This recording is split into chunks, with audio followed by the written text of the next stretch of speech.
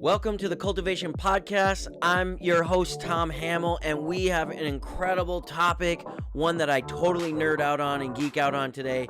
I want to talk to you for just a few moments about what your brain craves. So there is an acronym, the RAS, right? It basically says your brain gets what it's looking for. So what are you looking for? Let's get into it today. Here we go. So, you may or may not know this about your brain, but your brain really is a huge filter behind everything that you see and everything that you don't see. It's working overtime. Have you ever walked into a room and not noticed something that was there the whole time? I get accused of that every time I look into the refrigerator. My wife will say, "You're looking at it with man eyes." Not mayonnaise, but man eyes. It's right there in front of you. And have you ever looked at your watch and if you have lots of information on your watch or lots of calculations that are on your watch and then still not know what time it is because what you were looking at was the date and not the time? So you looked at your watch and you were there and you were like, "Oh, yes, that's right. It's this date." And you're like, "But wait, what time is it?" Why does that happen? It's because your brain acts like a filter for what it deems is useful information or useless information. And how does it decide what is useful and what is useless? Well, a couple of things that scientists have told us, and this is not going to be all nerd talk, I promise, but I'm just trying to set the foundation of where we're going. A couple of things that scientists have told us and figured out through neuroscience and brain mapping and all of that stuff is, number one, is there danger, right? So your brain is kind of eliminating anything that is not dangerous. So it's like, "Oh, that's not dangerous, ignore it. Oh, that's not dangerous, ignore it." And so it says, "Oh, if this is dangerous, boom, it's going to release some chemicals. It's going to do some things that creates adrenaline and fear to come up to say, 'Get out of here, you're in danger,'" right? So that's one of the things that your brain is constantly scanning for is this dangerous? Is this dangerous? Is this dangerous? The second thing that your brain is constantly scanning for is, believe it or not, your brain craves affirmation. And what do I mean by that? It not saying, "Oh, you're doing such a good job," right? But it just craves that, "See, I told you so," right? That's what your brain really likes to say. "Oh, I knew that was going to happen. I saw that coming. So, see, I told you that was going to happen. See, I told you that would take place." And so how that affects us through this RAS kind of system of our brain, this automation craving that our brain has, is that we get what we're looking for. We get what we're looking for out of relationships. We get what we're looking for out of circumstances. We get what we're looking for out of situations. If you see someone that you deem as shady or as got ulterior motives, your brain is going to be on the hunt to find and to discover the, "See, I told you that guy was crooked. See, I told you that person was going to hurt you. See, I told you they couldn't come through," right? Because your brain is looking for that affirmation of, "Yep, you were right, you were right, you were right." And so it floods our brain with all these information from previous conversations. It floods our brain with information from movies and things that we've said or read or heard or encountered, right? And so it's taking all those past experiences and it's channeling them into this one moment right now. And so sometimes we get paralyzed by not knowing what to say or what to do because our brain's overloaded with previous information, current information. All that to say is this: what if you could change what your brain is looking for? I believe that you can, because you reward your brain by telling it it's right. For example, your favorite color. You probably see that color everywhere. You notice it first. You notice it as the brightest. You notice all the different details about your favorite color. And you know what that is? That's not really your favorite color. It's your brain craving the reward of you noticing your favorite color. But you can change or determine what it is that your brain is looking for, not necessarily in the term of a favorite color. And this happens in the reverse. It happens when you buy a car, where you didn't see any car like your car, the color of your car, done the way your car is done, until you got your car. And then your brain is going, "Oh, this is right. This is good," because the reward, the chemicals that are released when you bought that car, your brain craves those things. And so it starts pointing out, oh, there it is again. Give me some more of that chemical. Give me some more of that feel-good stuff. Oh, there it is again. Give me some more of that feel-good stuff. This is what happens to our brains when if you've ever heard the idea that people get addicted to running or they get addicted to the gym.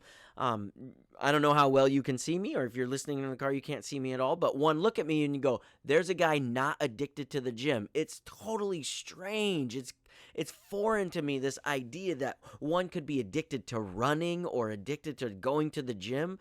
I'm just kind of like, in the words of Jimmy Fallon, right? Like, how is that even possible?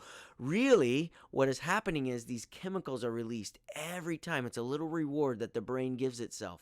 A little reward that the brain gives itself, saying, yep, there it is, there it is, there it is. Now, just like an addiction, going to the gym, if you don't work out as hard, your brain isn't rewarded as much. And so it builds up a tolerance for that. Here's my point. What if you could start mapping out some things that you could start rewarding your brain for, and you became addicted to either finding them, discovering them, unlocking them, or creating them, or being a part of them, right? You can do this. One, it's going to start with writing down some goals, some dreams, some objectives, some things that you want to start seeing. We're going to do one whole episode on a dream board, but getting some visual pictures of what that looks like, what that feels like, what that is going to smell like, getting some, I guess you wouldn't get a visual picture of what it smells like, but you get what I'm saying.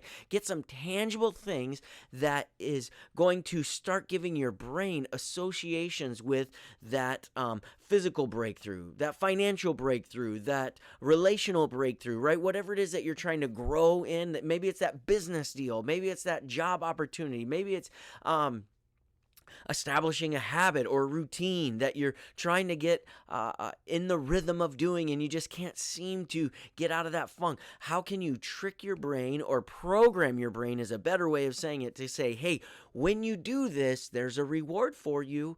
And we do it with food, we do it with all kinds of things. But what if you could just do it with the aha, there it is, the discovery, the eureka kinds of things, and it releases those chemicals in your brain. Your brain goes, yep, that's right, that's what we've been looking for. I term this phrase in a project that I'm working on, where you become the Indiana Jones of your brain. You become the archaeologist of your brain. You dig up and cultivate and bring to the surface those things where you could reward yourself with, whether it's again a smell, a scent of some kind, whether it's a picture, whether it's an activity, right? That there's a reward that comes to that, and you train your brain to look for those moments, for those opportunities, for those situations, for those victories, for those things that you're trying to instill into your life, your personality, your identity, the person you're trying to become. There is a way that you can reward yourself mentally without going down some of those habits of, I used to do this all the time, where I would go to the gym and I would reward myself with a bowl of ice cream, which totally wiped out all of the benefits, of physical benefits anyways, of going to the gym.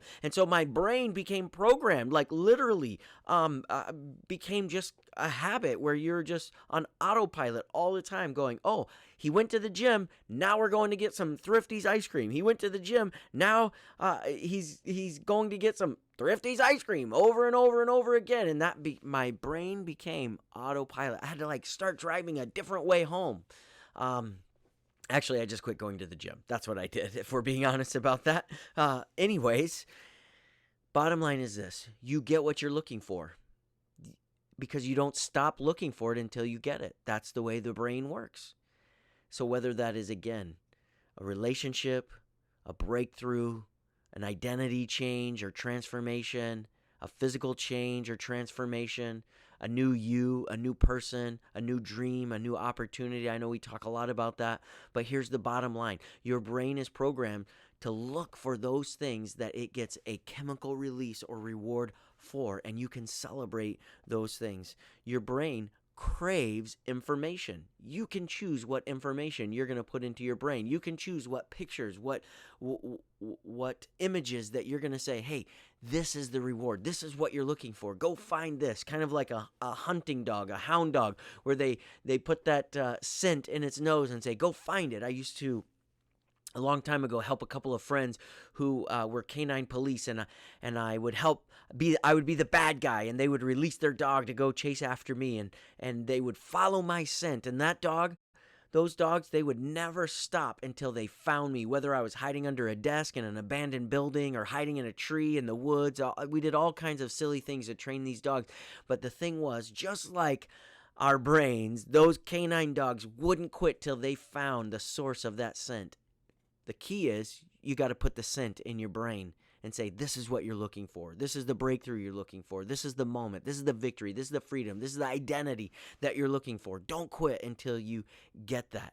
And then constantly, as more information is coming in, as more things are coming in, as those images are coming in, your brain gets more and more affirmation. Yep, that's right. Yep, that's right. That's what I'm looking for. Yes, that's what we're craving. Yes, that's what we get. Yes, it almost is like, again, going back to training the canine. Your brain says, good boy, that's right.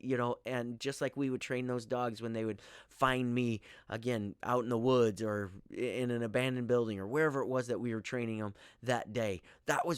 That's how our brain works. It hunts for information. It hunts for affirmation that, hey, what I'm looking for, I'm finding. You just got to put the right scent in there. Hey, I hope you've enjoyed this topic. Lots of resources that you can check out. Lots of resources that you can follow up on this. One of my favorite books on this topic is Neuroscience for Leaders. It's an incredible book. You can go to our website and find that book on our books list. That is ourcultivatedlives.com, where and in the top right-hand corner, you have books. Also on there, you can get all of our show notes and videos from previous seasons, and this season you get caught up that way. But again, it's called The Neuroscience for Leaders. Another book on this topic is called Triggers, Things That Make Our Brain Work. Incredible book. Also, you can find that on our website, ourcultivatedlives.com, and click on the books tab. That'll get you all of those resources. Thanks for listening. Thanks for watching. Hey, would you do us a favor? Would you share this podcast with a friend? Would you share this with some co-workers? Would you share this on your social media feed? We'd love to expand our audience. And while you're at it, we'd love to hear your story. Would you respond in the comments or the news feeds, whether that's on YouTube or Instagram, Facebook, Twitter? We read them, we respond to them, and together we live the cultivated life.